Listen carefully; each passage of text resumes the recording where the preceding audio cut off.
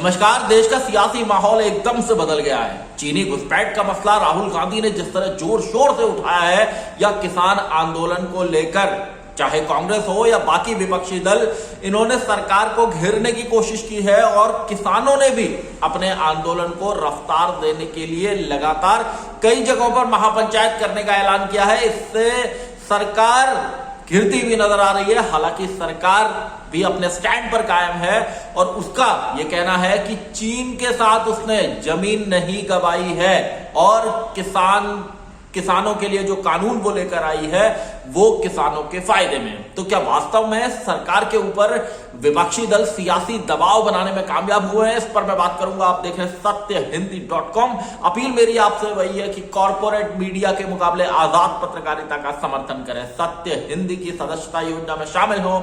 आर्थिक भुगतान का लिंक हमने डिस्क्रिप्शन में दिया हुआ। सत्य हिंदी का ऐप भी आ गया है, लिंक डिस्क्रिप्शन में है, डाउनलोड कर लीजिए।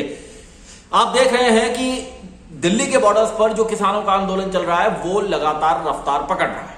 पहले इसमें किसानों ने महापंचायतें शुरू की, उसके बाद अब पश्चिमी उत्तर प्रदेश में अगर आप देखें तो राष्ट्रीय लोकदल के बाद कांग्रेस ने भी महापंचायतों का आयोजन शुरू किया है। अभी सहारनपुर में प्रियंका गांधी वाड्रा जो कांग्रेस की राष्ट्रीय महासचिव हैं वो भी वहां पर गई थी और उन्होंने इस बात को कहा कि अगर उनकी सरकार आई तो इन बिलों को, इन कानूनों को वापस ले लिया जाएगा। दूसरा मसला चीन के साथ घुसपैठ का है। जो पिछले साल गलवान में भारतीय जवान शहीद हुए थे, उसके बाद से अपोजिशन ने लगातार हमला बोला हुआ है सरकार पर और सरकार पर यह आरोप लगाया है कि वो चाइना के सामने, चीन के सामने भारत का स्टैंड मजबूती से नहीं रख सकी है। राहुल गांधी ने आज फिर एक बार इस मसले पर सरकार को घेरा है और यह कहा है कि देश के प्रधानमंत्री ने, देश की सरकार ने भारत की जमीन को चीन को दे दिया है। हालांकि बीजेपी भी लगातार इस बात को कह रही है कि उसने चाइना के साथ जितने दौर की बातचीत हुई है अब तक,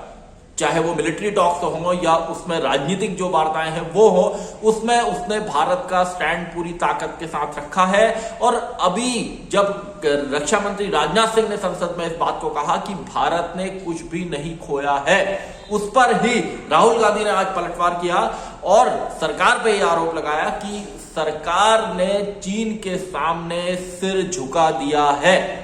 इसके अलावा राहुल गांधी आज राजस्थान भी जा रहे हैं, जहां वो 2 दिन के दौरे पर रहेंगे और कई किसान महापंचायतों में शामिल होंगे। तो अभी तक हरियाणा और पंजाब में जो कांग्रेस सक्रिय थी किसान आंदोलन को लेकर, अब वो राजस्थान में सक्रिय होती दिख रही है, पश्चिमी उत्तर प्रदेश में सक्रिय होती दिख रही है। और कांग्रेस ही क्यों, आरएलडी को लीजिए, समाजवादी पार्टी या आम आदमी पार्टी को लीजिए, ये भी उत्तर प्रदेश में इसको लेकर, विशेषकर पश्चिमी उत्तर प्रदेश में खासे सक्रिय है। तो सरकार की ओर से तमाम जो प्रेस कॉन्फ्रेंस की गई, भारतीय जनता पार्टी की ओर से प्रेस कॉन्फ्रेंस की गई, किसान के जो कृषि कानून है उनको किसानों के हक में बताने के लिए, उसके बाद भी विपक्ष का जो है वो सियासी दबाव बढ़ता रहा।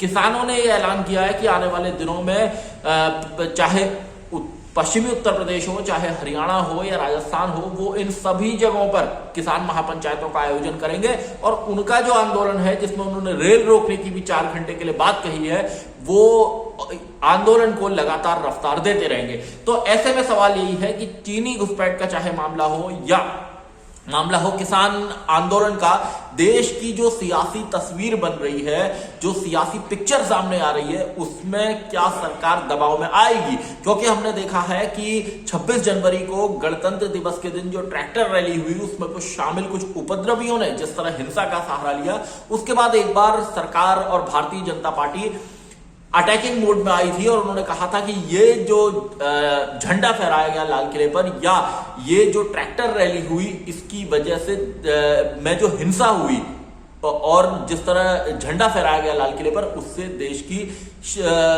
को शर्मसार होना पड़ा। लेकिन अपोजिशन ने लगातार सरकार से सवाल पूछा है, विपक्ष ने, कि आखिर वो लोग, जो लोग लाल किले तक पहुंच गए, वो कैसे पहुंच गए, किसकी उन्हें शय थी? दीप सिद्धू की फोटो प्रधानमंत्री नरेंद्र मोदी और गृह मंत्री अमित शाह के साथ आई और इनको लेकर भी सोशल मीडिया पर सवाल उठाया गया कि आखिर इनका क्या रिश्ता है। और उसके बाद जब राकेश टिकैत भावुक हुए और पश्चिमी उत्तर प्रदेश में जिस तरह किसान महापंचायतें हुई, वो सब आपने देखा। तो अभी जो देश की सियासी पिक्चर है उसमें कांग्रेस आगे आकर सरकार से सवाल पूछ रही है और आज राहुल गांधी ने चीनी घुसपैठ को लेकर जो सवाल उठाए हैं इसमें उन्होंने कहा है कि भाई सरकार को इस बात का जवाब देना चाहिए कि चाहे देवसंग का इलाका हो, हॉट स्प्रिंग का इलाका हो, गोगरा का इलाका हो, यहां से जो चीनी सेना है वो पीछे क्यों नहीं जा रही है। निश्चित रूप से सरकार से जिस तरह के सवाल लगातार पूछे जा रहे हैं चीनी घुसपैठ के मसले को लेकर, उसके जवाब तो सरकार को देने ही होंगे। और साथ ही कृषि कानूनों को लेकर भी सरकार पर जिस तरह का दबाव बन रहा है उस पर भी सरकार का स्टैंड क्या होता है, क्योंकि सबसे बड़ी जो अभी परेशानी की बात सरकार के लिए भी है वो यही है कि आगे की कोई बातचीत तय नहीं हो रही है। हालांकि सरकार ने कहा है कि वो सिर्फ एक फोन कॉल की दूरी पर है, लेकिन किसानों का यह कहना है कि जब आप उनके आंदोलन के इलाकों को छावनी में, किले में तब्दील करेंगे तो ऐसे में बातचीत कैसे होगी।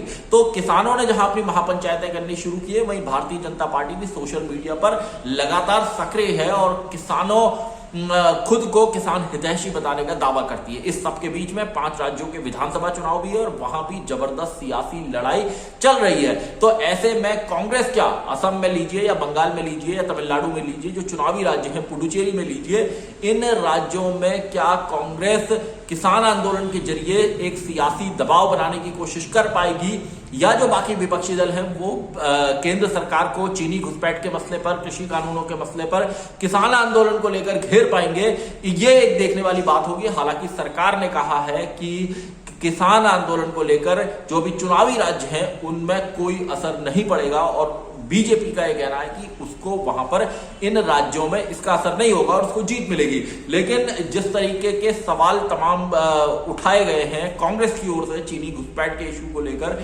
या कृषि कानूनों को लेकर, कल राहुल गांधी ने संसद में भी इस बात को कहा कि इन कानूनों में तमाम तरह की खामियां हैं, क्योंकि सरकार ने ये कहा था संसद में कि विपक्षी दल ये नहीं बता पाए कि इन कानूनों में काला क्या है। वो इनको काले कानून बता रहे हैं लेकिन इनमें काला क्या है इस बात को नहीं बता पाए। तो इसको लेकर भी बहस सरकार और विपक्षी दलों के बीच में लगातार जारी है और जिस तरह से सियासी पिक्चर, सियासी तस्वीर बदल रही है इन तमाम राज्यों में जहां जहां किसान महापंचायतें हो रही हैं, लोग आ रहे हैं, वहां जिस तरह से माहौल बदलता दिख रहा है उसका असर निश्चित रूप से इन जो ये राज्य हैं इनके विधानसभा चुनाव पर होगा।